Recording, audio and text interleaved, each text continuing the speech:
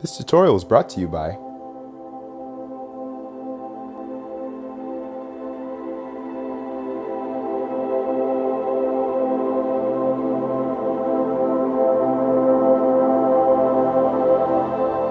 Hey, what's up guys? My name is Josh Inobakare and welcome to Olufemi Tutorials.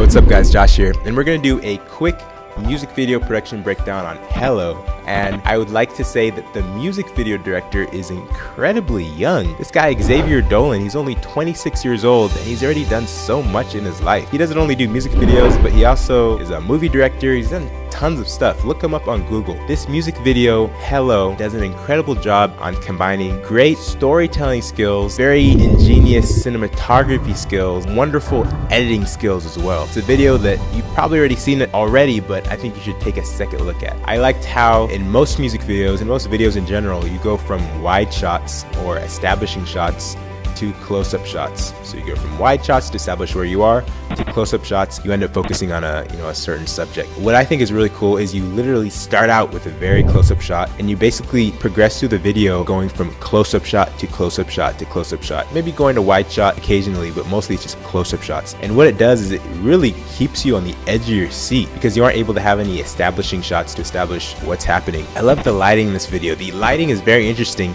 in that you seem to have a soft key light that's present through most of the video, and the fill light really is almost non-existent. So it gives you this very attention drawing lighting setup that draws your attention towards a certain part of the screen. In addition to that, it also gives you this very intense dark feel. Guys, the shallow depth of field and rack focusing that you see in this video is incredible. Literally, shallow depth of field means that you only have a tiny sliver portion of your 3D space that's actually in focus. And basically what this director does is it uses the tiny bit of 3D space that's in focus to focus your attention on a certain subject. So an example would be in the very first scene, you see footage of a window, and basically the camera is focused on the window first, and then it focuses back and you can see a bunch of dead bees or something on the windowsill, and then it focuses forward and you can see out the window and you can see a car driving up.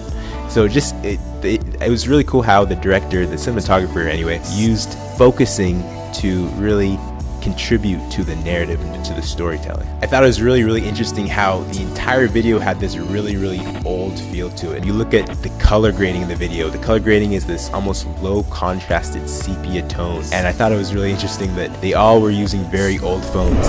The main guy in the video had a very old flip phone. She had a really old flip phone. There were a lot of instances where there was an old phone booth that was used and an old corded phone, and the house was old, the furniture was old. I thought it was interesting. It just added another level of depth to the video that maybe wouldn't have been there before. There were a lot of shots I loved in this video, namely the compressed background shots. A telephoto lens, which is basically a lens that magnifies your image, not only magnifies your image, but it also compresses your background. So a telephoto lens would be any lens over like 50 millimeters. So a compressed background means that if you are shooting something in the foreground and you are moving around that subject, that background, which would normally be moving just a little bit, would move out of frame way faster than normal because the background is compressed and it seems like that background is a lot closer than it actually is. This is something that Michael Bay does a ton in his films, using a compressed lens as opposed to a regular lens to just accentuate that motion of the background to a crazy extent. I love that shot at the very beginning where her eyes open right on the beat. I love that performance shot that was heavily backlit to the point where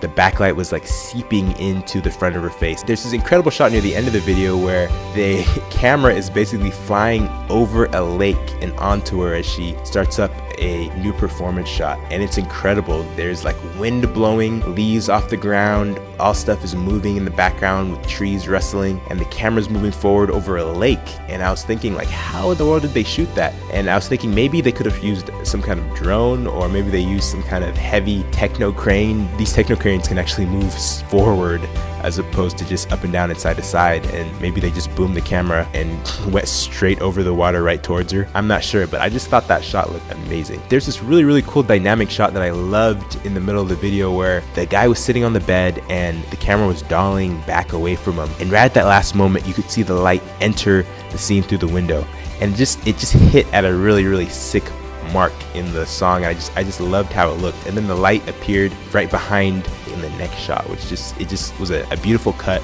a beautiful crafted scene. I loved it. Thanks for watching, guys. Let me know if I missed anything in the comments below. I slay, I slay, I slay.